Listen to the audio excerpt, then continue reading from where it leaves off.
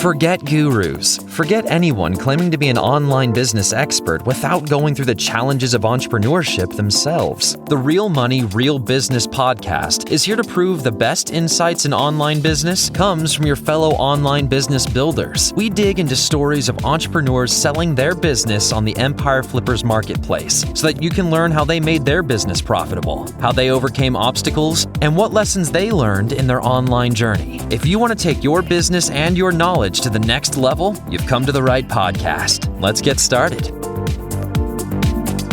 Hey everyone, Vinny here with another great business to discuss on this episode of the Real Money, Real Business podcast. Today's guest is Ben, and he's selling his Amazon Associates business on the Empire Flippers marketplace. Welcome to the show, Ben. It's a pleasure to have you here. How are you doing today? Yeah, really good. Thanks, Vinny. Nice to be here, mate. Yeah, that's great to hear. I want to throw a couple of quick fire questions your way. I just want to find out what gets you motivated when you wake up every morning. There's a few different things, but I like to pick up a guitar and play a bit of guitar, and I'm sort of one of the reasons I do what I do with the online businesses, so I can have sort of freedom, basically enjoy creative things in my life. So yeah, they're the sort of things that get me going basically in life. Yeah. Sounds fantastic. The second thing is, what do you do in order to flex your entrepreneurial muscles? Most mornings I'll have a book like Tools of Titans, which is a Tim Ferriss book, next to my bed, and I'll read that, or I'll read just a little section of that. It's really great. It's just basically sort of little breakdowns of interviews he's done on his podcast, and there's just a lot of really great little insights in there and just little nuggets that people can. And I think I've probably gone through that book maybe 5 or 6 times and just found new things every time I went through it. It's been something that's been really great for me, that book, actually, over the years. Yeah, for sure. Tim definitely churns out some pretty good content. Obviously, I think a lot of people listening to our podcast, they'll be aware of, or familiar at least with, the 4-hour work week. So yeah, for sure. So before we dive into talking about your business, I just want to go over a really brief summary of it just for our listeners. So today's listing is an Amazon Associates business in the home niche. It was created in May 2017. The average monthly revenue for the business is $10,710, and it makes an average of $10,599 per month in net profit. The assets included in the sale are the domain and all of the site's contents and files, an additional domain which can be set up as a 301 redirect, a few social media accounts including Facebook, Twitter, Pinterest, Reddit and YouTube, and SOPs. Just please note that the valuation for the business is based on Amazon Associates' new commission structure that was rolled out earlier this year on April 21st. Head over to empireflippers.com/marketplace and search for listing 48350 if you want to learn more about the business. And if you want to start your due diligence, remember to unlock the listing first. Alright Ben, so now that we've given a general overview of it, can you give us a bit about your background in building and running online businesses? Is this your first one, or have you got a bit of history in online businesses? I actually started in the 90s with building websites probably when I was a teenager, probably around 95, 96. So I built my first websites then, and then moved on to BBS boards and all that sort of stuff. This was kind of pre-internet, real early pre-internet days, especially in Australia. Actually co-developed email tracking software with a friend of mine, which we thought was one of the first in the world at the time. That was in about 99, 2000. I had an agency for several years during early 2000, mainly focusing on transitioning companies over into online platforms and also adding customer relations type system. And that was where I took my email tracking and software. It was like MailChimp, but before MailChimp, and sort of the early version of that. So yeah, I've started lots and lots of different sites over the years, lots of different projects. I had an online streaming platform at one point and yeah, various different things. But a few years ago, I took a break. I had another company for the last 10 years and I just wanted to have a little bit of a break from dealing with customers and being in that sort of client world. So I actually met a couple in Bali, actually, that had been building affiliate websites like this website. And that's where I basically was introduced to the concept. And this is the first of, there's other projects that I'm working on. This is why I'm selling this, so I can start focusing more on the next projects. But this was the first of those projects. Okay, that's awesome. It sounds like you've definitely got built your fair share of experience in the online business world, for sure. So I just want to press on with that line of thought. How did you come up with the idea to start this business in particular? This one was, I actually bought this as a starter website. So I bought it through a friend of mine. I can't remember exactly where it came from at the time, but it was just a starter website. It was basically just the very bare bones of a website. So the niche came from that. I actually knew the products in the niche. I've used the products, so I was very familiar with them. I actually own one. So, and I knew it was a good product and it made sense to, build a website out on it. So that's what I did. Yeah, that makes sense. And then why did you pick this niche in particular? Was it because you've got any vested interests in there, or? I think for me, it's an evergreen product, which is a big thing with how I look at any of these, because I truly want something that requires a very little amount of work to operate. So the benefit of finding an evergreen product is that you don't have to go in and update products on the site as often as opposed to, say, a technology type base, where they're turning over and they're changing the products every 3 months. There's a new gadget that comes out. This is something it's pretty steady. The main products in the market stay that way for 3, 4, 5 years at a time before maybe another competitor comes out. So it's really a truly sort of evergreen market. So it was just a very just easy, smooth product really to work with. So it made a lot of sense to me. I hear you on that, definitely. Creating a business in an evergreen niche, like you say, make sure it's at least always sort of trending in that sense. It's never going to fall out of favour. And like you say, it can definitely ease the workload on you so that you're not having to constantly find new things to sell. I hear you on that. So a lot of our listeners will be wondering, why are you selling the business at this moment in time? I follow a way of my asset allocation. So I try to get to a point where something's at a value and I'll look at it and go, all right, it's time for me to now sell this so I can then go move this over into something else and basically start other projects. I think it's at a good point to sell it. I think there's a massive amount of upside potential for a new buyer, and I've just got other projects that I want to work on. I like building things. I'm a builder, so I like to build things and then build something else, basically.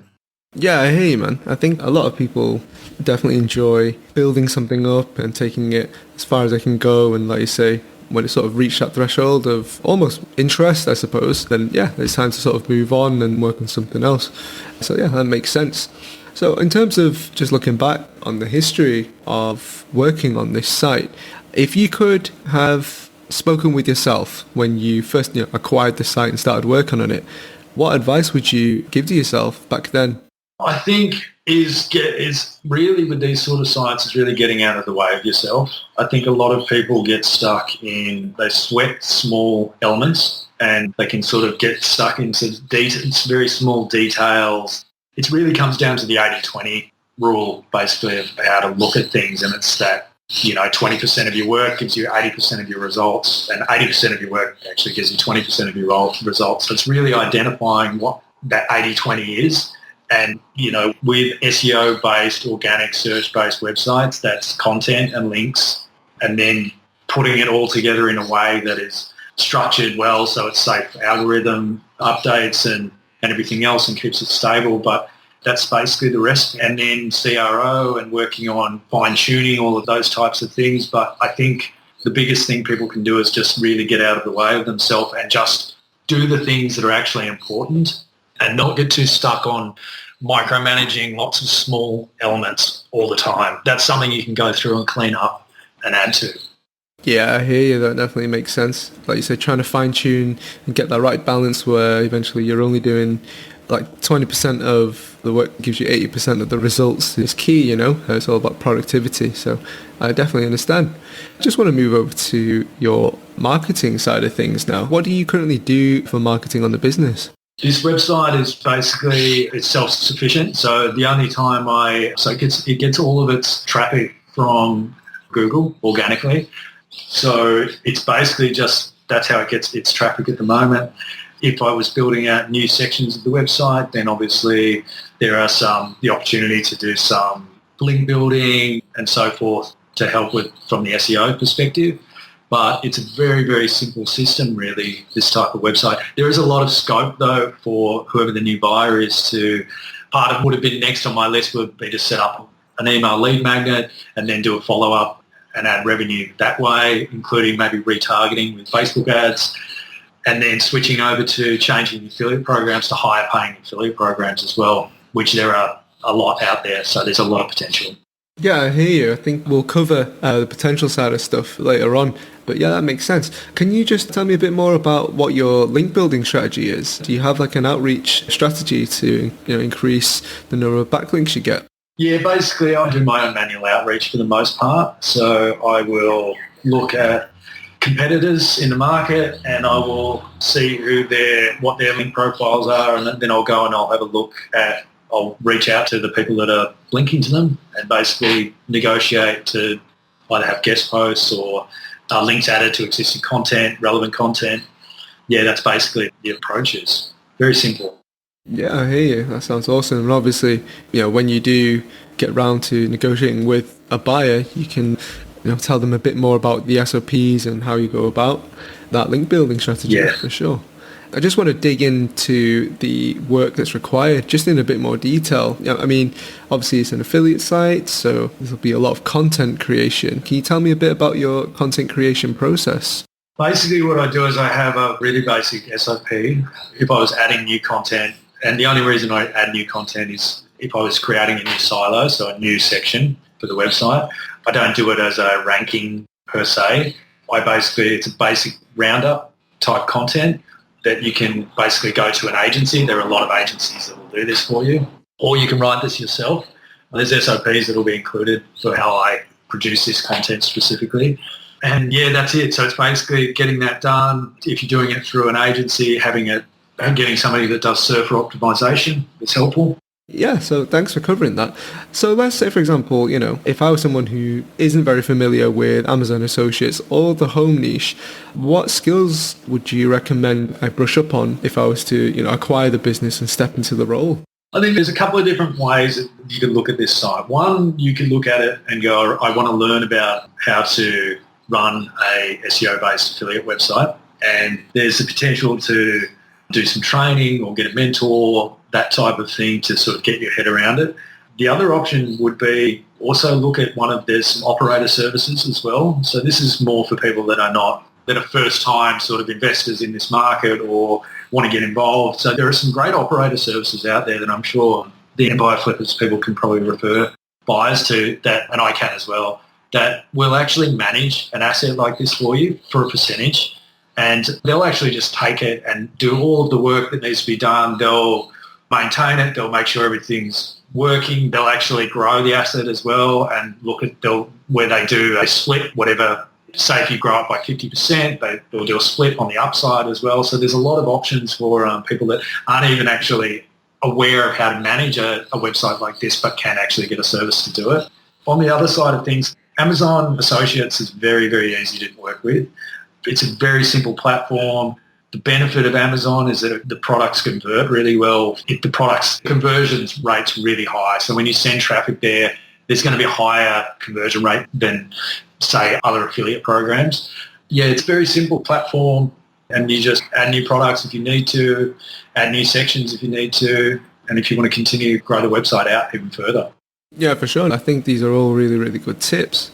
Just to expand on that then, let's talk about the opportunities for, the potential buyers. I think you've already mentioned a couple of them. You mentioned about building and monetizing an email list. So, I mean, what other ways would you try to grow this business if you did continue to run with it? So there's the base silo that was produced, which is on a certain product category. I've started working on a secondary silo. I would probably start growing that and adding more to that. There's enough that can be worked on. The CRO, if you can talk to one of the CRO agencies and get them to go over the site, and just by tweaking certain things on the page, changing certain colours, changing certain things, you can increase just the conversion rate, so you can get a bump right there just from doing that. Obviously, the opportunity to go and to reach out to affiliate programs that are outside of the Amazon Associates program. So, and also talking to the products that you're selling and just asking them, would they like to start an affiliate program as well? So there's a lot of, in a lot of cases, people can get, 10 to 15% affiliate commissions as opposed to what Amazon pays. So there's a huge potential for this site. Personally, I think if the right team got on this site and wanted to grow it over, there's really the potential to basically double its worth in the next 6 to 12 months with the right team, for sure. Okay, that sounds awesome. It sounds like there's definitely lots of different rooms to grow in terms of short-term and long-term plays, which sounds great. But I mean, as with all businesses, there's always inherent risks, either in the business model or other things. So with this particular business, can you think of any risks that a buyer should be aware of? Yeah, I mean, look, the risks and have been, so the first would be Amazon Associates reduced their commissions this year from 8% to 3%, which obviously affected the sale price of this business from my perspective. But so there is always the potential that they'll do that. I think because the last time they made that cut, it was probably 3-4 years ago as well. So I think that there is a point where it's basically pretty safe for quite a while now because they've made that cut. The other potential, obviously, is Google algorithmic updates. This website's gone through quite a few algorithmic updates and seemed to be, it's basically either done better or just hasn't affected it. So that's a good thing, but it is still something that needs to be, a buyer's got to be aware of and just make sure that it's the SEO side of things is being managed. There are not really a lot of other real threats that I can think of off the top of my head with this site. No, I think you probably covered the biggest ones, really. Like you say, with these kind of big internet giants like Google and Amazon, like you say, they can hit you overnight with unforeseen penalties. Like you mentioned, the earlier commissions update, I think that caught a lot of people off guard for sure. So definitely worthwhile pointing that out for sure. We're just coming up to the end of our episode. I just want to ask you a few wrap-up questions then. How much support are you offering buyers? Is it the standard 30 days of email, Skype calls? I was going to do it over 30 days and I would offer a couple of Skype calls. So I do probably 2 Skype calls with whoever the buyer is after they've purchased it. So that could be whether I talk to whoever your operators are that are taking over the site or giving you a basic rundown on how everything sort of runs and that type of thing. But yeah, I'll be reasonable. I definitely help people with it, of course. Sounds good. Would you commit to a non-compete? Yeah, 100%.